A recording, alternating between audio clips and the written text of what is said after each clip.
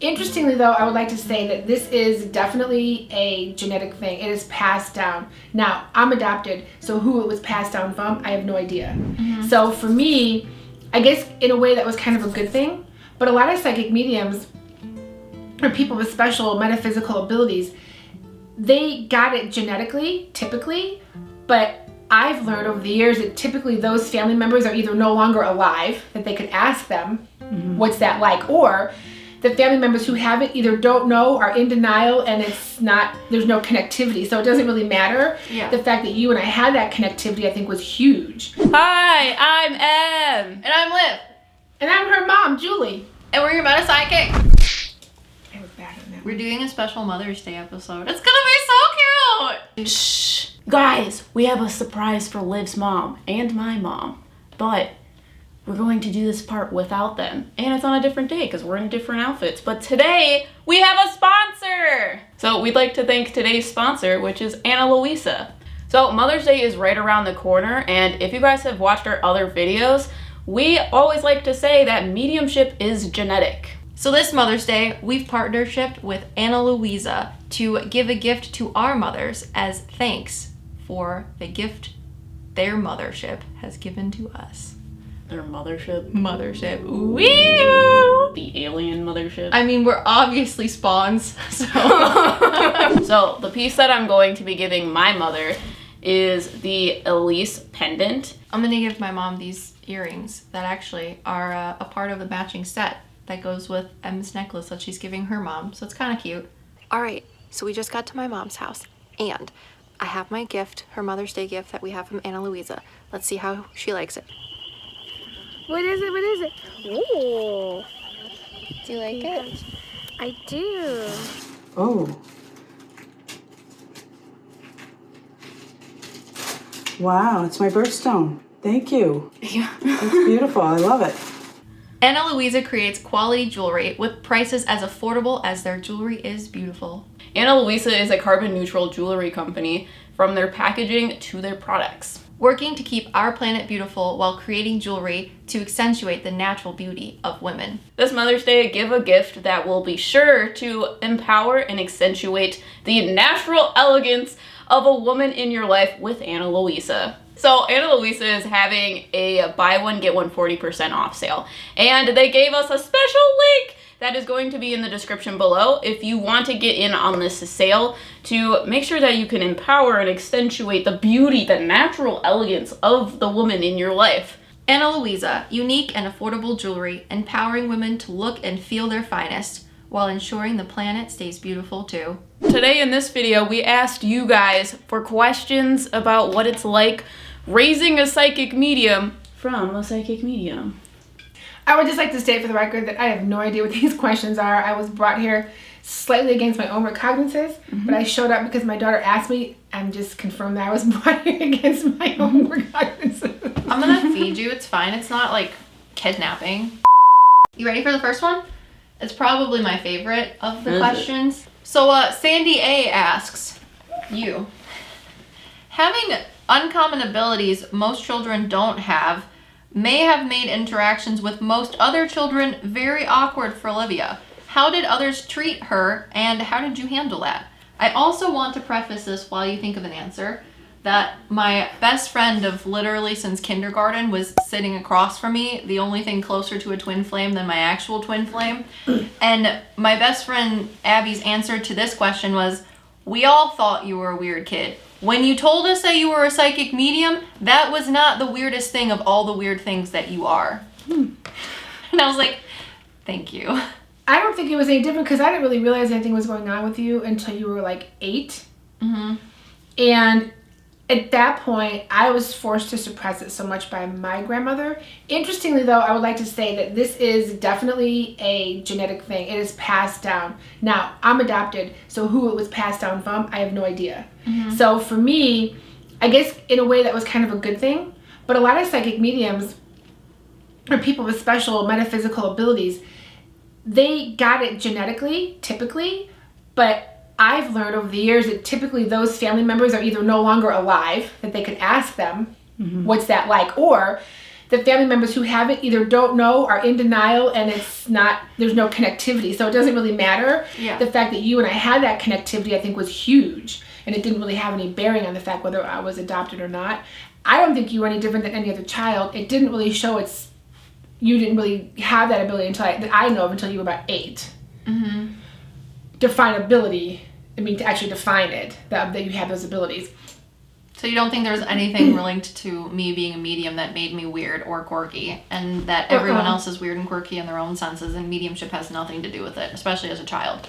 I didn't think so, no. I thought you were pretty normal, don't you? I had a lot of imaginary friends. Yeah, but I think a lot of kids have that, but they don't necessarily have any degrees of ability. I don't think my imaginary friends were linked to any of my, psychic things. I think it was just... A lot of kids do that for different reasons. Something that I did as a child. I honestly think that Olivia was pretty normal. I don't think there was anything different than anybody else. Aside from my dashing good looks, striking personality, and just overall. So now I have a question from Krista R. Thank you, Krista. And it is, before Liv's gifts showed up, did Julie have any idea that Olive was gifted, other than her dashing good looks and exuberant personality? No. In fact, when she told me that she was seeing somebody at her dad's house because we were divorced, and she was talking about it, and I actually called him. I said, listen, there's some friend of yours who's smoking in your apartment. I'm not really happy about that. And he and I were both very anti-smokers around our kids because both of our parents smoked and we did not. And she explained, or she described this person. You told me that he was wearing boots, kind of like my husband at the time, that were biker boots. They were black with a buckle on the side, and he had on jeans and a leather jacket, and his hair was he would comb his hair back, and he would smoke a cigarette, and as you would walk up the stairs, he would take a drag off of his cigarette, blow the smoke, and then disappear, basically.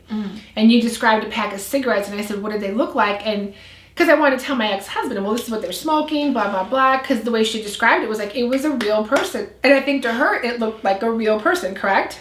Well, yeah, they look like a real person, but without a face. I don't remember talking about cigarettes or anything, so that's interesting that you remember that. Yeah, and she said that I said, what did the cigarettes look like? Because I wanted to be able to tell him a brand of whatever his friend was smoking. And you just said it was a white box with a big circle on it. It looked like a bullseye. And I had taken her, I was at a garage, a gas station, and we went in to pay. And I whispered it to the cashier. I said, do you have a pack of Lucky Strike? And she said, yes. And she took them out. And you're like, that's it. That's what he has. And she identified the pack of Lucky Strike cigarettes. So I called my ex. I told him what was going on. And I described this person in a black leather jacket with pants and the boots and a pack of Lucky Strikes with his hair slicked back. And I said, which one of your friends is this? He goes, that's not any of my friends. You just described Arthur Fonzarelli from Happy Days. And I'm like, oh, she's seeing some guy from the 50s. Oh, no. And that's when I was like, oh, boy. Well, she tells me the story that she told you that he doesn't have a face. So, as I was walking through the field, I looked up, and there was a man standing there. Just chilling, standing there, right? So I'm looking at him, he's wearing blue jeans, a black t-shirt, he's got his hair slicked back, but then when I got to his face, he had no facial features. Yeah. Did she tell you that, or she just remembers it? That's okay. She remembers that. You did not tell me he did not have a face. We didn't really even talk. And that's common with mediumship. And let me just say that when she told me this story, all of a sudden, all of this bullshit from my childhood started just flooding right into my face that I had gotten rid of, suppressed, ignored, whatever, because my grandmother, when I would talk to people in church, and my grandmother's best friend, Helen, would say, hey, Anna, she's talking about so-and-so, and she's having conversations with she's like, oh, they're dead. No, she's not. Yeah, clue number 1, ding, ding, ding, the child's talking to people who are dead. And I knew their names. I don't remember this very definitively. I just know that I was in trouble, and I was told not to do that. My grandmother took me in to see priests and all this other stuff, and they're tired to fix me. This crazy redheaded child that we adopted is weird. She says she's talking to people who aren't there. That how could I even know? Stepchildren. Jesus. I was a stepchild too. Yeah, I kind of hit all the different weaknesses. All of the boxes. But so you didn't think that there was anything weird until I was like, I'm seeing Fonzie. And that's essentially when my mediumship started. I know, and I was gonna say that in the very first question is you didn't start dealing with your mediumship until I brought it back to you, and then And you I had started to. dealing with it. Well, I I'm didn't glad start, I could be I your had to. psychological trigger. Well, because I remembered all of a sudden what it was like and how isolated I felt and how weird I felt and how much trouble. I mean, I got in a lot of trouble. My grandmother was a Russian Orthodox, and so she was very strict. She was very devout. And this was just not in any acceptable realms whatsoever. She was like, shh, don't say anything because they're going to burn her house down. Okay, next question. Hi, I have a question. Hi. Did Liv or her mom have an imaginary friend when she was little? Weirdo did. I did not.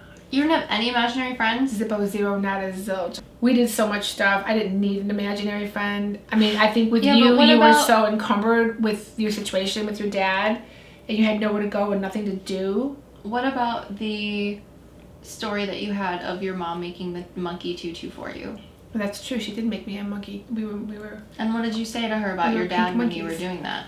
Oh, that I wanted to meet him. Yeah? My What birth did you father. say specifically? Oh, what did I say? I feel like you know and I don't. You said you were running around and she was trying to get you to sit still, and you said something, you just like started talking as a child while she was making you a tutu for your monkey ballet suit about how you always feel like your dad is around because you knew him before, and that when you move, he moves, and when he moves, you move. I did say that. That's true. Yeah. Yeah, so I just always a felt little- 'cause they but I immediately always showed felt me- I've always felt my birth father. Yeah. Always, like I knew. You were seeing your dad when well, you were a And kid. you don't know. But like, I mean, it wasn't really an imagination. You I were wouldn't telling say- your adopted. But it wasn't like an imagine. It wasn't something that I played with. I just knew. I just knew who he was. It was really weird because when I was like 10, well, that time we were with a dance group, so I was probably 5, 6 years old, and I just always felt like I knew who my dad was, even though I never did. And then we can talk about later how he did That's cute. make himself known. And then when I was 10, I asked her the one time, I said, if I ever want to find my birth father, can I? And she said, you mean your birth mother? I said, no, I don't want to find her. I think she's mean. And I told her, I called her a bitch. I said, I think she's a bitch. I said, I know she is. And I was only 10. Oh, no, she's not like that. I said, you don't know. And then she was kind of like, okay, you're right, I don't know.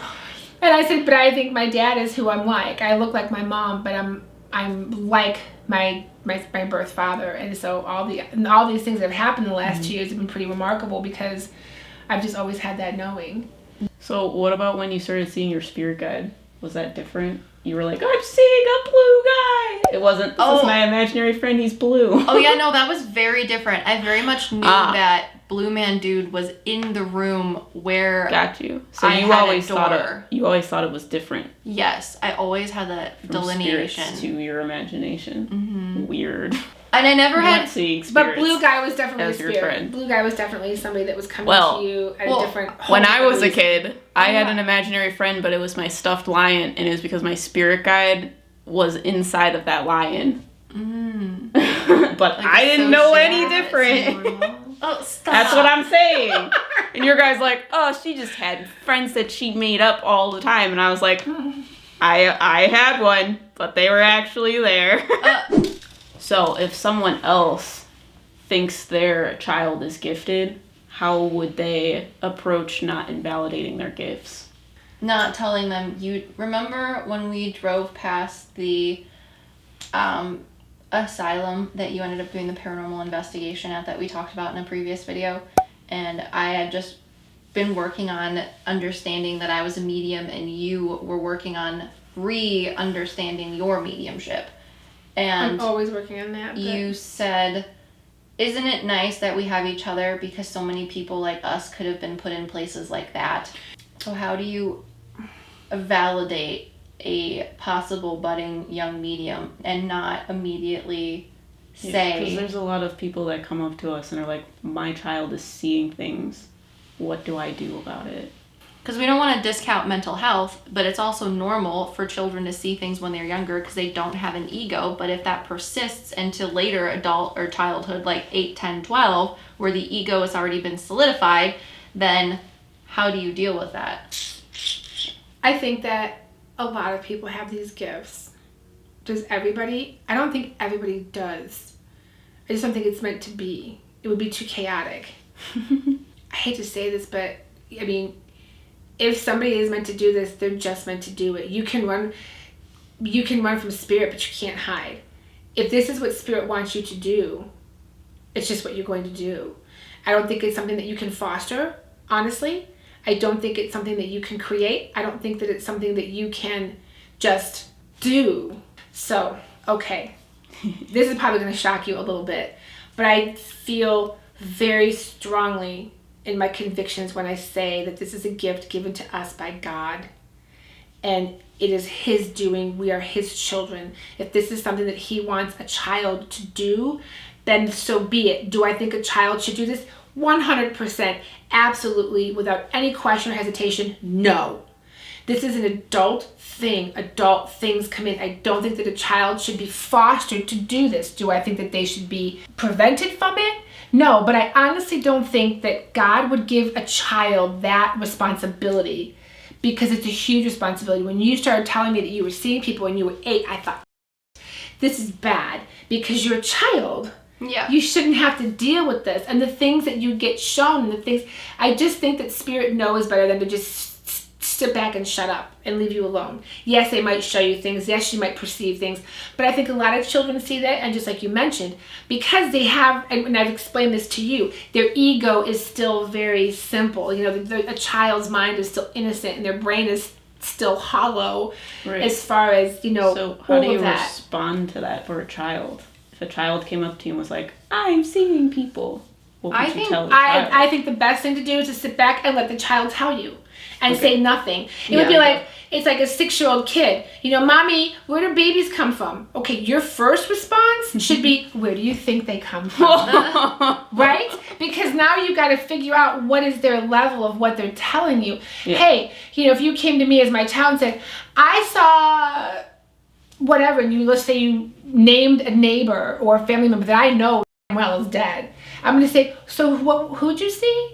I want you to tell me everything, and I'm going to sit and I'm going to listen and let you tell me, and I'm going to leave it at that. Yeah, don't facilitate it, don't egg it on, don't foster Don't try to make it something that it's probably not. Yeah. You know, because it could go away. Like I said, children are able to see spirits because they don't have that ego. And that doesn't necessarily mean that they have gifts. Yes. When I was growing up and I told my mom that I saw things, it was weird. I don't think you ever really told me that I was a medium. You said that you were a medium and that things happened to you. And we used to watch The Long Island Medium a lot. And I remember at some point, I want to say maybe I was like 10, 11, 12. Yeah, I was going to say you were older at that point. That stuff went away. And I remember watching Teresa Caputo on TLC. And I was like, man, I wish I could be a medium. I literally thought that I was not a medium. But when I was a child, I used to see things. I used to see the Blue Man Dude. I used to see other little things here and there. And when that would happen, my mom said, if it scares you, tell them to go away, which is why I had the door and my Blue Man Dude. But for the longest time, I felt weird talking to other people about it, but I would listen to what other people had to say, what my mom had to say about her mediumship and other people's things that they had to say. But I never was told, you're a medium, you need to do this and you need to do that. Because at that age, you technically weren't a medium. No, I was still a child. Right, you were still getting gifts. It was still kind of honing itself. And you didn't have to do anything about that. It did it itself. It just happened. And that's what I'm saying. These are God-given gifts. And again, some people are going to be whatever about this, but I truly believe this. I've been doing this for a decent amount of time. I truly believe that we are all God's children. He puts us here for reasons. Sometimes in our lifetime, we are aware of, or we figure out, or we come to understand what those reasons are. Sometimes we don't. I know that one of my reasons to be here, and one of your reasons to be here, is to be a medium, because it helps people. For the people that want to know something. Not want something, they need to know something, whatever that is. And that's what it's about. It's not about, is my husband cheating on me? When am I going to have a baby? What is this going to go on? Why does my neighbor keep blowing the leaves into my yard? Blah. You know, that's just life. Take your lumps and live it. But sometimes there are just things that we need to know, and we're the messengers for it. That's why we're the mediums. We're in the middle of what's here and what's here. Yeah, so don't invalidate the children. Just let them talk to you. Let them tell you what they think. So what do you guys think about this content? Do you have any other questions for Liv's mom? If so, comment them below. We would also like to thank Ana Luisa again for sponsoring this video, and we want to also remind you to go to the link in the description below to get your buy one get one 40% off sale so that you can have a beautiful piece of jewelry for yourself and the lovely woman in your life. Description below, go check it out. However, in our next video, we're gonna do some sort of similar content, so if you're interested in that, make sure to subscribe, hit that notification bell, and we'll see you guys in the next one. Also, check out these lovely patrons. We do readings. My mom does readings. Her link to contact her is below if you want a reading from her. Give me a call. Type it up. Not Say the oath! What? Say it. PsycKicks, unite! Right? Is that what you're saying? No. Or is it I'm ugly and I'm proud? We're your PsycKicks. Oh. And he said, the man who was your birth father, you were a twin with in a past life. You were identical twin men. You lived in Egypt, and he said that we were horse thieves. And we used to steal horses. And we were so identical, we would live in separate towns, at least a day to a day and a half travel. And what we would do is, he would be in a town and he would start making friends and he would talk to everybody. Everybody knew him, super friendly, or I would, but one of us would. It would take maybe a month, but we would set a date. And within that date, we knew that we were going to meet up again. And what would happen is, so if he was in town meeting everybody, finding out who everybody was, and he would go out and hang out at nights and go to restaurants and party it up. And then at some point in time, I would show up, we would meet in the middle of the night. And he would tell me where the rich people kept their horses that were worth money. And then I would steal them and run off with them. Or he would. And then I would slip in, we would change clothes. I would slip back into the evening with these people while he would go off and take the horses because he knew where they all were and either set them free or take them. But we would steal them and we were horse thieves. Which is why you were talking about your father when you were a kid. Probably, yeah. And then I knew who he was, and then I was familiar with him. That also makes sense of he moves when I move and you move when he moves because that's what you did to get horses. Yes, we were one.